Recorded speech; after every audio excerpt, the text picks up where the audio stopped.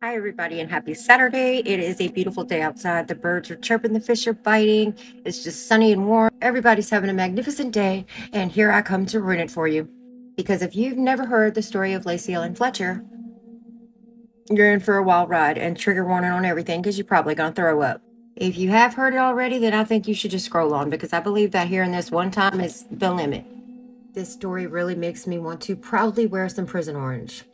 This beautiful woman here was 36 years old when she died, and she had no chance. On January 3rd, police were called to that home in Slaughter, where her parents said she had stopped breathing. You think when you go into a scene as a first responder and someone has stopped breathing, that you're not going to run into what they walked into. First of all, the smell hit them, and they said it was the most wretched smell that they have ever smelled. And then they encountered this 36-year-old woman who weighed all of 96 pounds.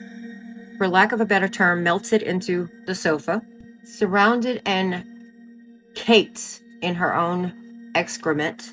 There were literal maggots all over, and her hair was full of feces. She was literally sunk 18 inches into this couch, sitting cross-legged, where she had obviously been for a very long time. When they tried to move her, the underneath of her was basically a giant bed sore. Hardly any skin there. They pronounced her dead at the scene. They didn't need to investigate that one. The coroner determined that she had been dead for 24 to 48 hours.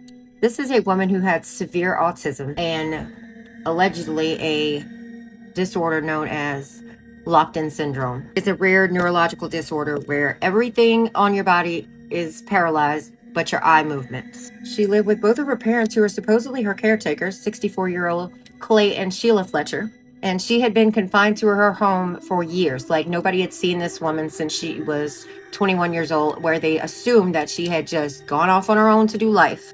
They knew that she had Asperger's and autism and all these issues when she was younger, and she was pulled out of high school at a young age, like probably 9th grade. And nobody saw her after that, but the parents always just blew it off. I mean, if you want to know more about the condition, because it was a lot worse than that, then you can go Google it, because that's the most that I can say without just, cause of death was determined to be severe medical neglect, malnutrition, acute starvation, immobility, acute ulcer formation, osteomyelitis, and sepsis. So here are LACEY's cesspool parents, who were taken into question after the paramedics left, who had the nerve to maintain their innocence, saying that LACEY was of sound mind and that she refused to leave the couch. That they brought her food and they set her up a potty. That's what the mama said. They set her up a potty. And they couldn't get her to leave because she had social anxiety and she hadn't seen a doctor in about 10 years. Excuse me, lady, but shut the hell up. She weighed 96 pounds. Both of those two could have yeeted her into the car if they wanted to. If a child of mine said, I refuse to go to the hospital and she has maggots on her, then guess what? I'm calling DCS, I'm calling the police, I'm calling somebody, because you are not sitting there rotting on my couch. Totally ridiculous. These two are criminals and they need to be locked up. That is cruelty to the infirm, and there is zero excuse, and it makes me sick that they try to justify it in any kind of way. The death occurred in January of 22. In May of 2022, they were indicted on second-degree murder charges, but the judge threw those charges out due to defective language in the documents. And the prosecutors are just like, well, we're not having that defective language or not. We're getting another grand jury convened, and on June 19th, they were re-indicted with the second-degree murder charges. So we are expecting that their trial will be sometime in the fall, and I will keep you updated. In the meantime, I would just like to say that these two individuals need to go straight to hell. Do not pass go. Do not collect $200. Do not sit in purgatory or whatever it is you believe. Straight to hell. By the way, y'all, these parents have made bail twice. Both indictments, they've made bail. They are free, roaming around. I'm